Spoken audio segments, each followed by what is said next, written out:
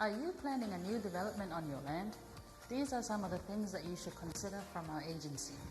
Developments to build a new home or business, extend or renovate an existing building, elevate, landscape and subdivide your land, construction of a new fence, road, sand mining activities, or any other development. Did you know that according to the Planning and Urban Management Act 2004, a development consent must be obtained before any construction begins? Visit the Puma office today for free consultation on sustainable planning and safer outcomes for your development.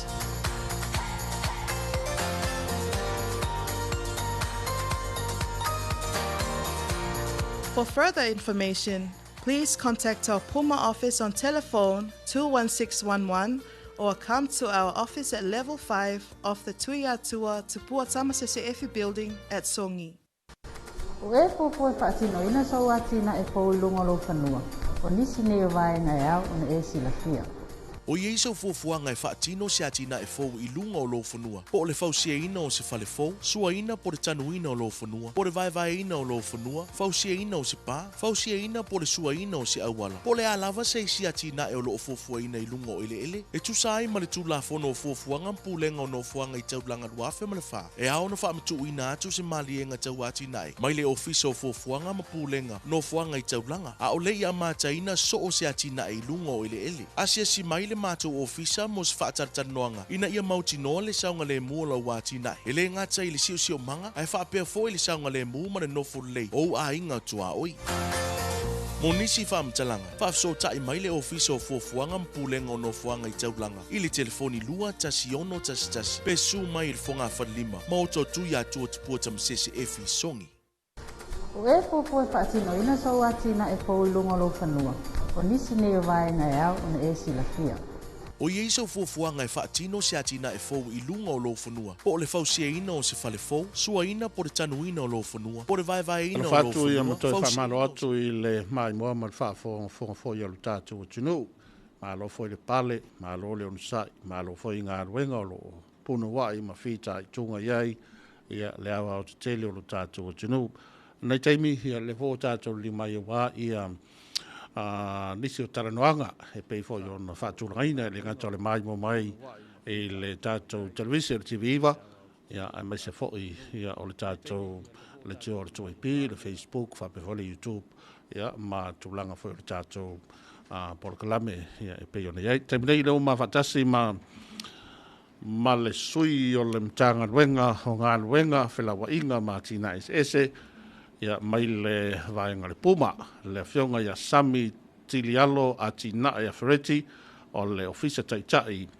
o le vaenga o whaatua tusina o whanua ia mawhale, e pei o na ia I fo I whaaturanga ina la tau I o tātou taranoanga ia mai lea fo I tu tino tele o le tātou palo ia I lalo le malu o le mtanga ruenga o ngā ruenga whaatala whatu Ferretti, malo so I fua manuia. Ia. Malo so I fua, alo fo lange ma, talo fatu I lau sunga I le fonga le tatu po kalambe ni, vaenga le tai au, whapea fui ona whatalo fatu I le maulunga o le tō ofisa, po sili ia male, nā valoa o ofisa I no tūlanga whalupelupe ina, ia whapea fui ona whatalo fatu le whafonga mai moa si o tatu watunu. O pa ia mausara le o iswamtalanga, ai pe o I se tala pele ai ia te tonu ala ngona e tu mau malu mai le vau o le vau ele se vavena te toe suia pe ave ina se yota tas ai malo le soifua maua malo le langi ma ia sa matu fatalo fale ni vai ngol tai au alo e le o tanga I le tala me fa solo le tatu taranoanga va leo te va vai atu ia e faista ua martulanga foi le fatatianga mai no le o le auna tua o le tātou porkalame ia o le vaenga leo fai se tala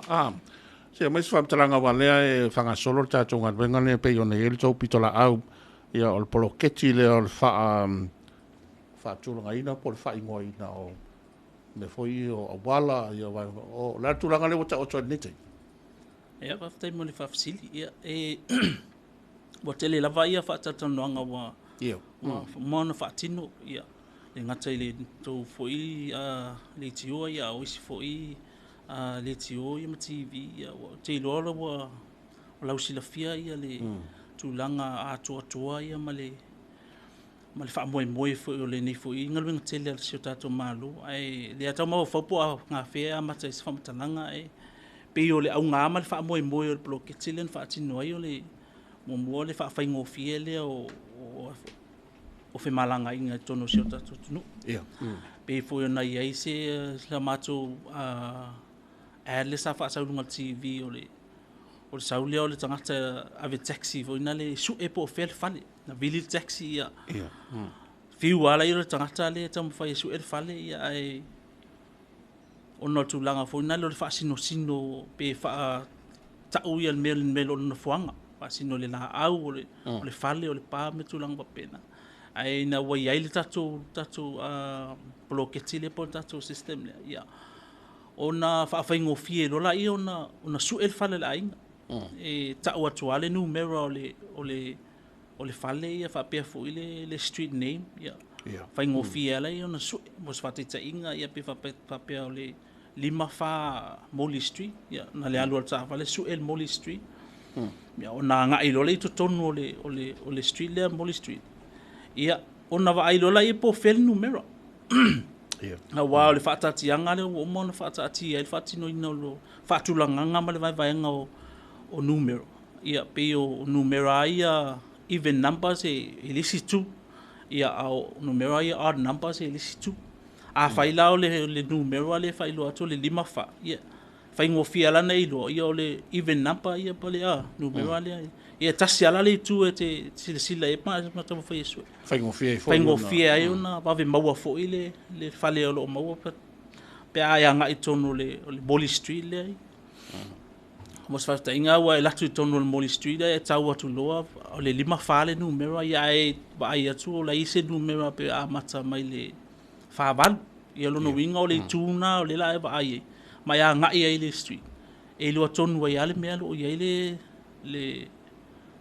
lima fa ia uma fa valu ia lima sfulu lima lua lima fa mantua le fela fla i foi na le foi numero ia pe le fa valu le spito ia fa iva le spito lima sfulu la ia le spito lima tasi le spito lima lua le spito lima tolu lima falo so la pe fa pe ngal fa tulanga nga tato foi numero o lo fa tulanga i ngol tato polo ke tile polo tato ngal venga na linga ese fai ngal venga foi le lo fai ngo le ala o le street to fa numero ia o tulanga na e le tau pato foi swam talanga ina e manino le le ese sengo ta fai o ye lu o le mata fai o le fa ngo ina o o mata fai o yana o lo ilalo le afo ile mtanga luenga le o fanua ma fuanga fanua Ministry of Land and Survey o ye le ilalo to pitola ele ilalo ya mato o mato we au mai fa mau maunga ne ona tu ia ila ia mal numero le mau le street address ale tangata tu tasi po le fale po le se vai ngo pena pela fati nonga na le ngalwenga ai o le minei o le wa mai ale le phase 1 o proket phase 1 le sa ia le sa fati no tono le o le tala fatai o pia po tono taulanga le ai a mata tu i pitolea i sifo le mul nu nga i o se vaenga o motaa ia fata milo i fola le itu i se vaenga o fato ia rifo se vaenga o la lovaya rifo se vaenga o vai mosu ia fa pe foi le pe ia tu ta milo tu sala le 2k fata milo na mo o le phase 1 o le blocket o vai nga mo le blocket e ona fa wa lo la ia o le phase 2 la le wa ia le fa nga solo to ili pe tu le tu sifu le la vea tu ia fa le atu fa le ata fa solo to fa tasi lu tolu se ia o to ai vai tele tai ma nga e na yuta le la vea ko si senga no fo ta fa ngata se ia o ai lunga i se vaenga o alisa ele umale alisa pat se vaenga alisa lo mona fatu langa ma vai ia fai numero fonia le lunga o le system ai le io ola na matu fatinonga le po le fapiina io afo o fai numero fona ilu mo fale wa ole taiala le wa fa uma fata ti o bloketi le so le fata ti ai le mata fa yo ya tangata ye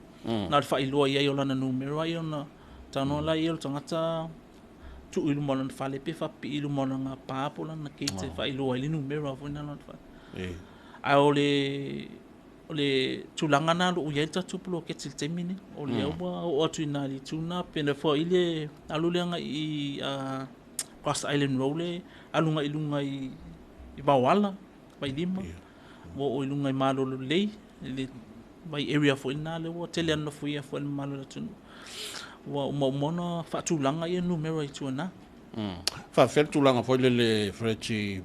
wa le te toma wa tu le fo fa fo mai mai mo mai ta tu tu le pitola wa vai nga le o pule nga ele a fa ingoina o vai fo io o wala no winga o tular tatu ofisa ele o yaise ngore wa fa fa tulanga e al war to ngat wenga ye de fa tadi se por me fa tan se fa ngo bo le se la tu mo ngat wenga ni spitola ule ia pe tulanga na o lo ia fa tino ino matu ngat wenga e fa mo la matu mata fa yo fo ile mata fa yo ele ma tangal wenga lo ele e fa au mai ia fa ia ngoa yo wala ngore wala e ona fa tino foi la yo matu fa no merai e fua ile le umi po le ale le awala fua na ia ile fa tino ngo fa tulanga ngo matu numero e tu so matu we fa mo ile tanga luenga ile e au mai ia fa mo nga le ngoa awala no winga le wa mai u matua ia le nei tu o le tatu tunu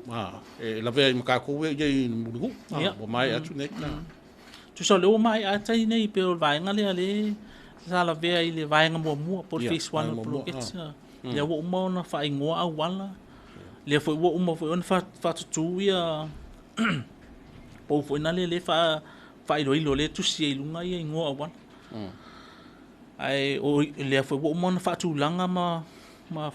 vai numero foi na le street mai tu tono le taulang le la ve tu tono le vai mo le por face one le blockets so la le la ve molinu o le numero le fale o fe pi ia il fale po il maota por il lava pe se vai ngori fa fo mai pi ia o le numero ai il fale e Paula vale le tulanga ina ia manino ele malo le tunu ia tu se vaenga fo ina le e mafai ona I lua mai luma awala ia vai so ele ase se fai se numero ai na I lalo funga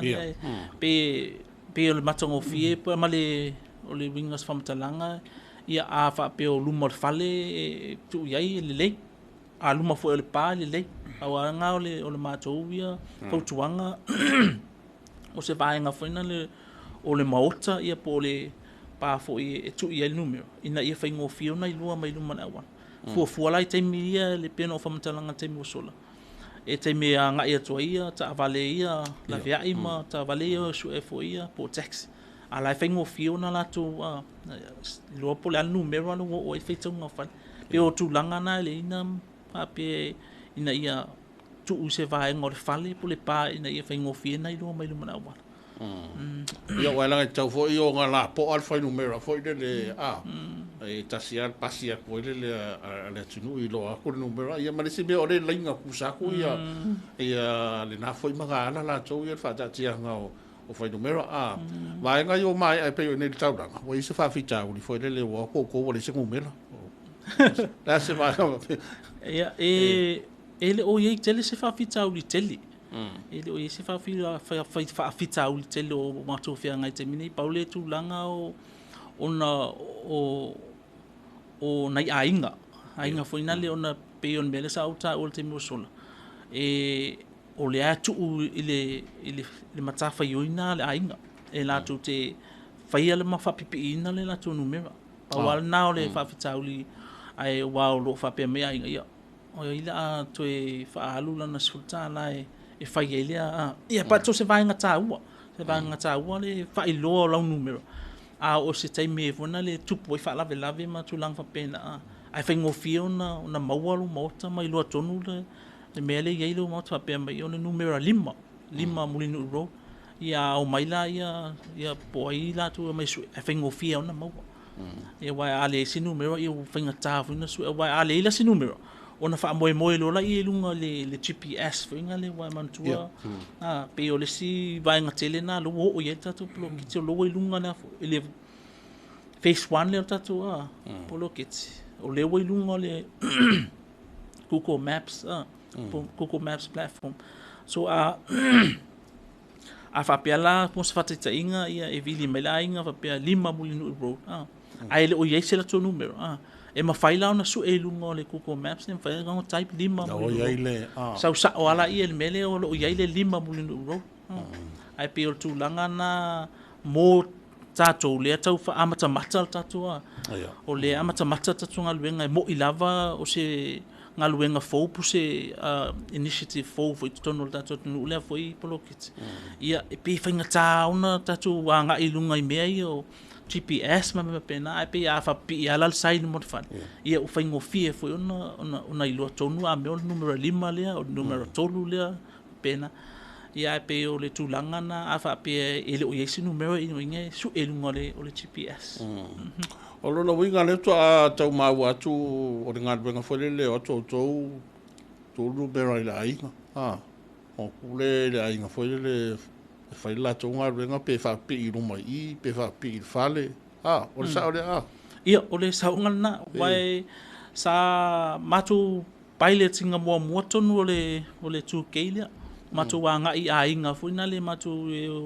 e tufa ia numero le matu atu e ave numero le ma fa matala ia o le atu numero le fa pi ilumo o le fale po le pa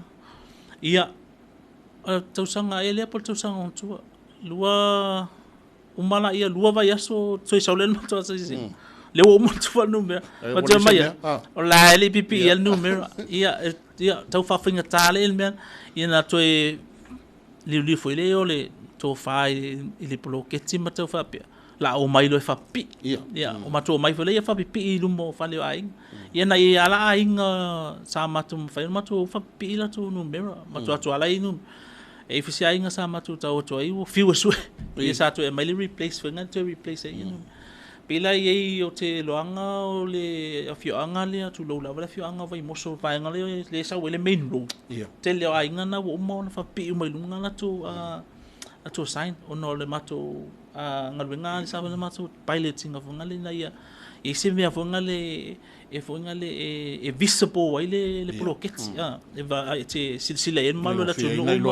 manga malato lo ai ole a me ala le nga ta word fa pi no e lo ai a me le numero le fale ma le sinu